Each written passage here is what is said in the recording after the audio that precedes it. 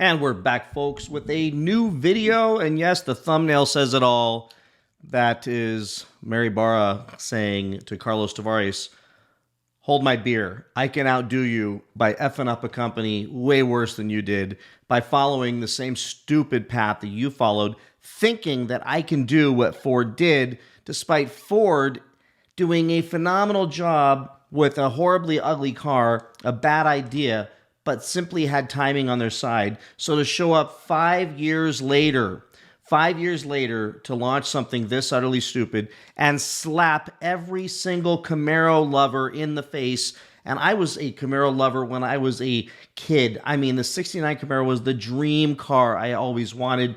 And I remember my parents telling me, no, the bad kids get those, the tough kids, the heavy metalers and the long hair guys, and those they drive that. I didn't care. I wanted to be one of them. I wanted that 69 Camaro more than anything in the world. And then I grew up, and then the Camaro came out, and it turned into a Transformer, and I wasn't going to get on that train, and I fell in love with Dodge. So here I am, but nonetheless, they're going to take an iconic car, a car that has been loved by so many, and then make it look utterly stupid, which falls right in line with kind of what happened with the Daytona. And for sure, even though the Hornet's not electric, to jam that thing down our throat with a stupid CUV. These folks, these CEOs, live in a world of statistics and data and consultants. I can tell you from experience, this has happened. Not where I'm at now, but I've seen this before, where they will hire consultants and use tons of data and then formulate beliefs and then spend hundreds of millions of dollars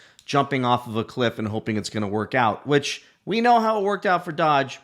Go look at Stellantis stock prices and their ratings. It's a disaster. Hopefully they're making a comeback and some good things are coming. But right while Dodge is finally coming out of the fog and stopping with the utter stupidity and bringing some stuff and hopefully some Hemis back very soon and going all Hemi in the Durango, a lot of good stuff, this insanity just took place. And I've had so many of you send this to me, but I've been traveling, that this abomination is now coming in likely an EV form called the Chevrolet Camaro, and it's going to be a direct competitor of the Ford Mustang Mach-E. And what they want is for people to buy this instead of the Mach-E and jump on board with that, because statistics, data, and consultants have told them that little small SUVs, CUVs, are the future. Everybody wants a hatchback. Everybody wants a little electric vehicle for cheap that they can drive around and be made fun of. And that's kind of what happened with the Mach-E. But let me tell you why the Mach-E will survive, or will go down in history as a massive success. Because what Ford did, and you all know this, Ford brought the Mach-E to save the V8. That was the thing. And they brought it early. So if we just look at when the Mach-E came out, which was 2020, then, and they announced it in like 2019, they were at the cusp of what was the halo time period. So look at this. When EVs were taking off, 2021, 2022, 2023, and watch what happened. 21 was a record year for EV sales.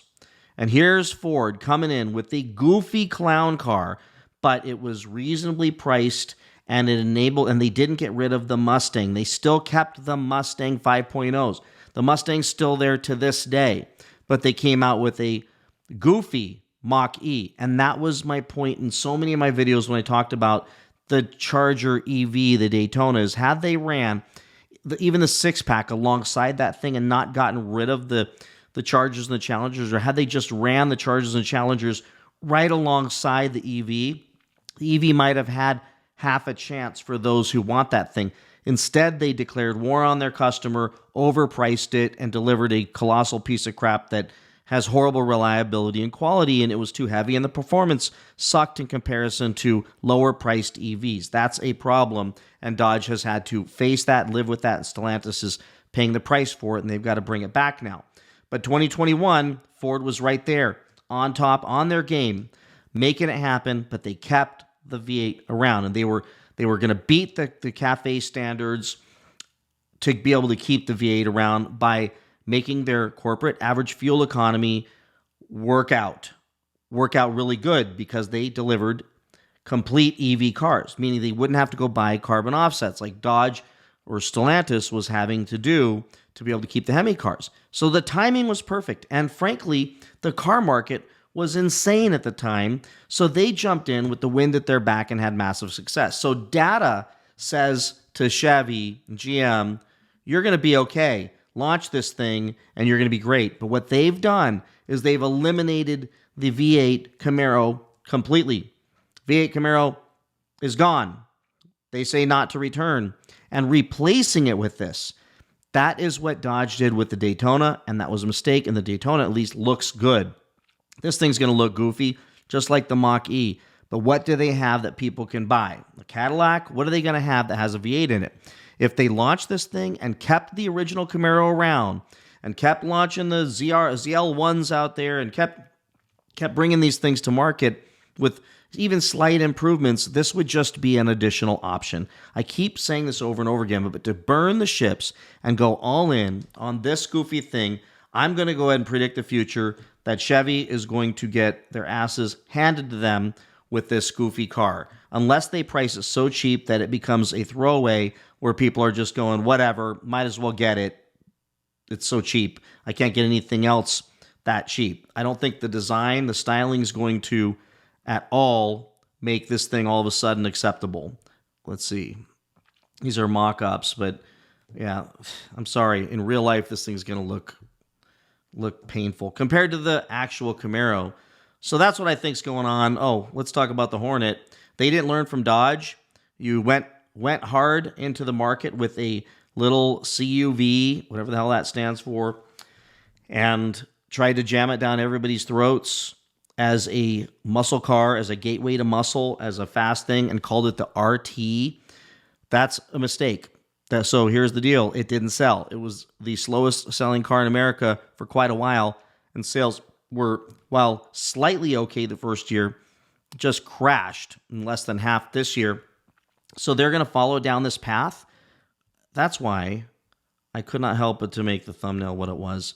It's like Carlos Tavares Part 2, if they go down this road with this stupid thing. And I'm here for it, folks. I'm here to watch it. I'm here to watch Chevy just blow themselves up with something stupid like this and get rid of the muscle cars and the cool cars, the Camaros, and then come out. Wait a minute, what's this say? Oh, yeah, plus this little thing. I just saw this, folks. Look, plus, could the ZL1 return as a 1,000 horsepower SUV? Tell me that's not them thinking, did we not hear this before? Did we not hear this before from Tavares at Speed Week, from Tim when he was talking about the Banshee? So we're going to bring out this high performance thing that we never got to see. It's like Dodge Part 2. A lot of people want to compare it to Mustang or Ford. But no, Ford did it at the right time. They had time on their side. They knew what they were doing when they did it, and they didn't get rid of their V8s. And I'm telling you, Chevy, if you see this video, you might want to throw the proverbial car, no pun intended, in reverse and keep selling the people's beloved Camaro with the V8s in them, and then go ahead and launch this goofy thing. But you're still going to get killed because you're 5 years too late. You missed it. Look at this. 2024, sales growth continued, but at a slower pace than the previous 3 years. There's not a way to launch an EV right now in this market. Even Elon is stressing because sales are so far down. They can't give away Cybertrucks.